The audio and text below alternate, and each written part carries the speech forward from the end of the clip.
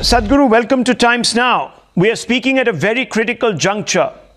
It's a time that is very important for relations between the Hindu and the Muslim community in this country in the backdrop of the long-running case, I may add, with regards to the Ram Janam Bhoomi title dispute. You've probably been hearing the arguments, or at least you are conversant with the reports in the newspapers. What do you make of this case? See, it should not have come this far. It's very difficult for any jury to take a call on this. So right now, what is a highly emotional issue, they're trying to handle it as a real estate issue. Whichever way they give a judgment, somebody will be unhappy. But at the same time, we need to understand, if it's real estate, even within a family, between two brothers, if there's division, one will always feel it's unjust. So one thing is, because every other mode of trying to settle this problem unfortunately has failed, it's best that whatever the judgment, we are able to go by that, everybody concerned. It's very, very important because this problem, as you said, has persisted from 1500s, 1528 since then it's gone on. The problem here is just this: there is no more a question of whether there was a temple or not. There is substantial evidence to show there was a temple, and above all, it was the nature of those days that the invaders who came, they thought they are doing a jihad. Babri definitely believed that he's doing a jihad, and he did not think he was doing anything wrong when he destroys the idols of this nation, because idolatry was considered a very bad thing to do according to them. It is very important that today's Muslim community does not identify with those people. It's very important. At the same time, it's very important that the Hindu community also do not identify the present generation of Muslims with the atrocities of the past. This is very important. Then the problem becomes very simple as to how to handle it. Right now, this onerous task has been given, but it's a very good thing it's coming to some sort of conclusion, because kicking the can to the next generation is not an answer, which is what we have done for a very long time. It is very important on various levels. We are making this effort right now because people have given such a huge mandate to this government because they want them to solve problems. Problems which are an impediment for the development of this nation, for the future of this nation. Sovereignty issues, citizenship issues, these temple mosque issues, everything must be settled in our generation so that future generations who live in this nation don't have to live with these endemic problems. There will be other issues to handle for them, but not these endemic issues of the past. Very interesting, because some people are saying that all these issues tie in with a majoritarian sort of agenda that is being pushed by this government. How do you respond to those people?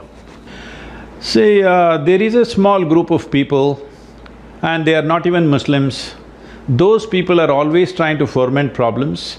If you look at the whole history of Babri Masjid case or the Ayodhya Ram temple case, whichever way you want to call it, in the last 40–45 years, which is the…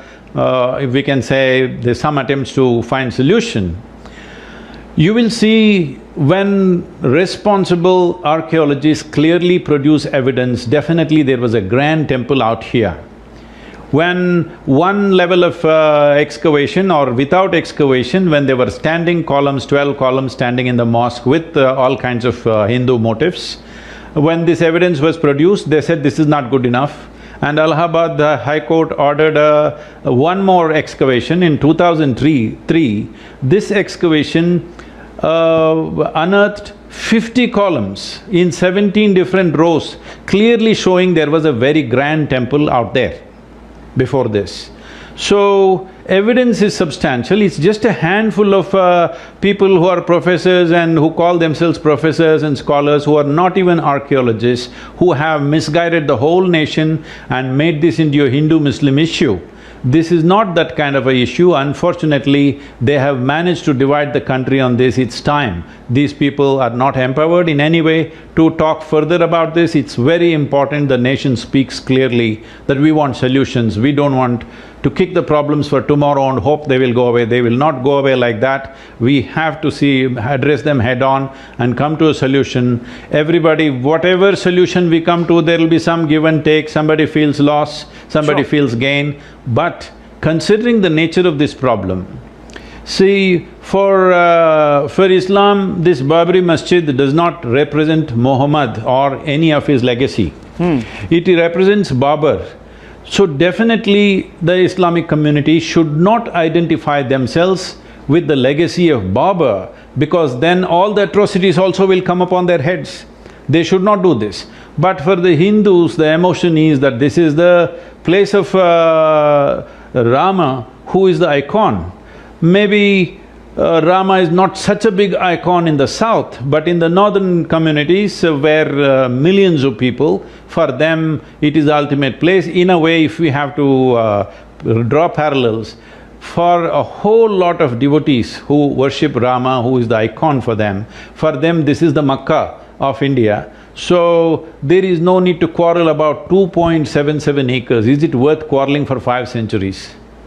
It's very interesting. You seem to put the onus on the masjid side to drive towards a resolution or a solution, but their councils have been arguing in the courts that Ayodhya dispute would have been settled long back if it was accepted that Ram was not born under the central dome.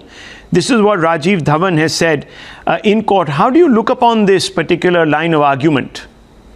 See, nobody even knows where our grandfather was born, all right, exact spot. The important thing is Rama was born in Ayodhya and they say that was the place.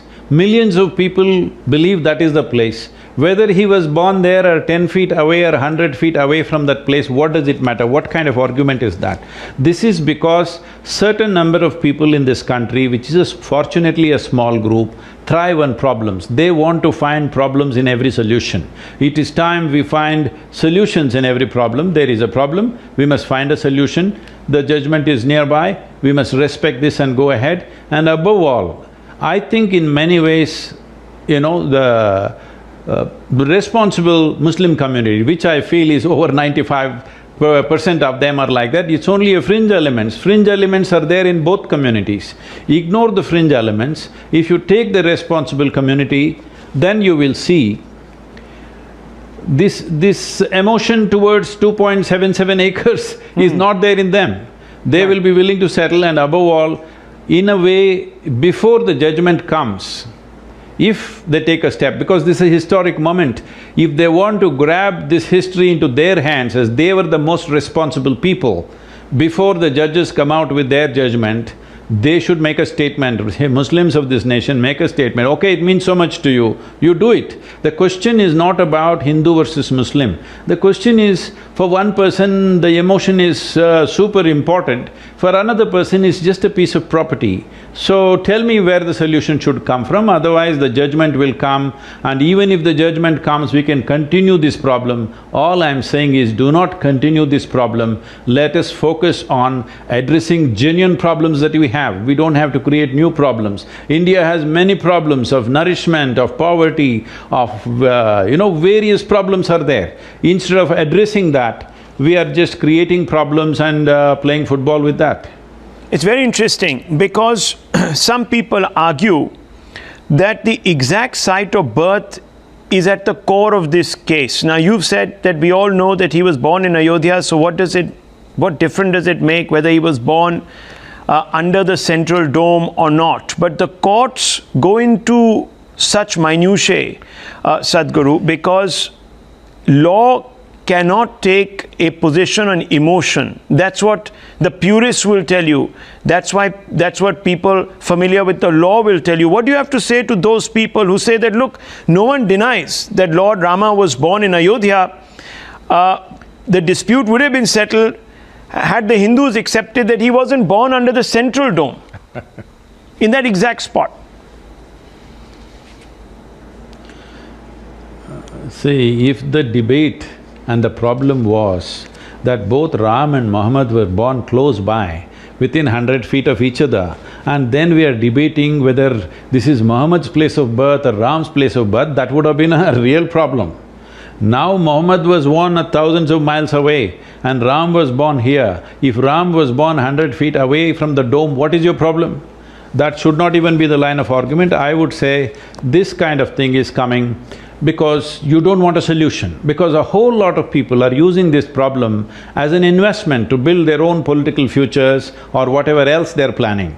So if you look at the way they discredited the archaeological survey of India, whatever evidence they came up with, these few so-called scholars or professors from certain universities who went about doing this, if you look at that, it is very clear they had their own personal agendas. They were not interested in the evidence.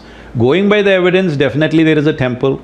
Ram born there or not there, you can debate forever, it's over 6,000 years ago, nobody can geographically fix it, all right?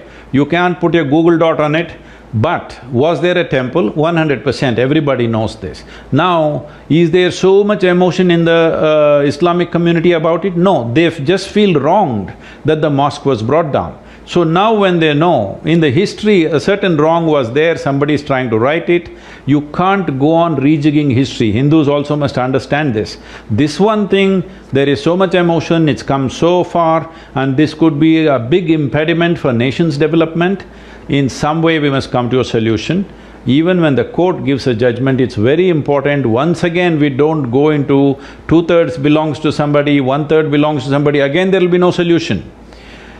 Some decisive solution should come. If we don't have the courage to take that step, we will only kick the problem to the next generation, and that's not the way to handle things. Let me ask you, sir, there's always a winner or a loser in a court case. Do you believe that the Hindu side should be given, without any ambiguity, the entire title in this suit? Do you believe so? To avoid a conflict from perpetuating, as you've said, to the next generations? See, we need to understand this. In 1855, there was a terrible riot regarding the same issue.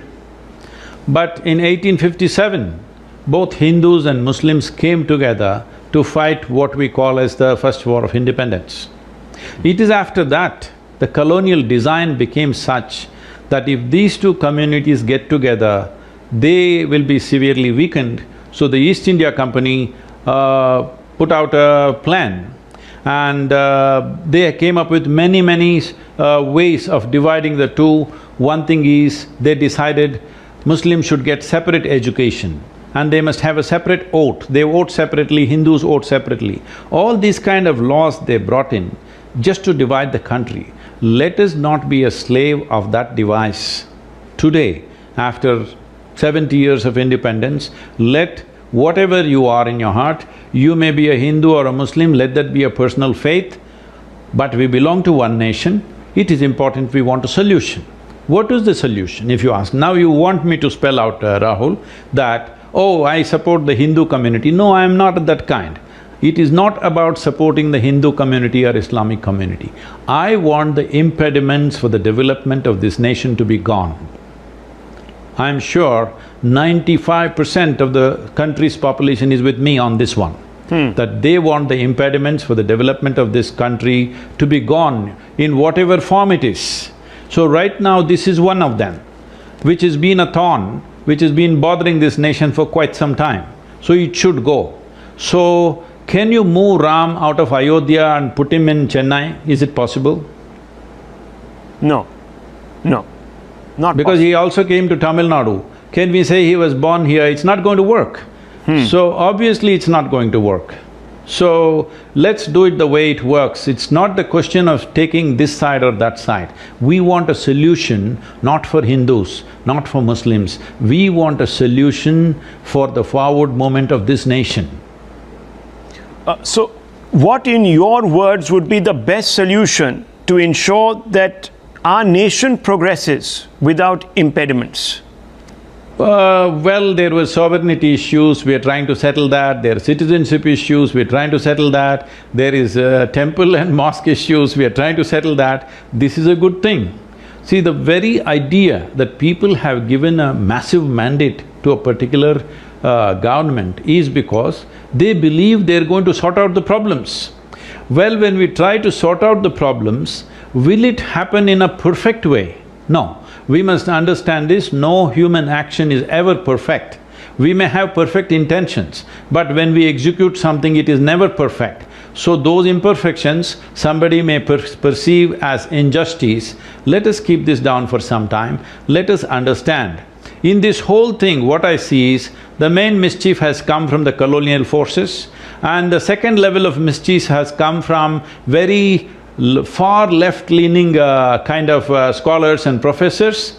So let us remind them that when we say Islam, we talk about Muhammad. Muhammad said, whole earth is a mosque for me.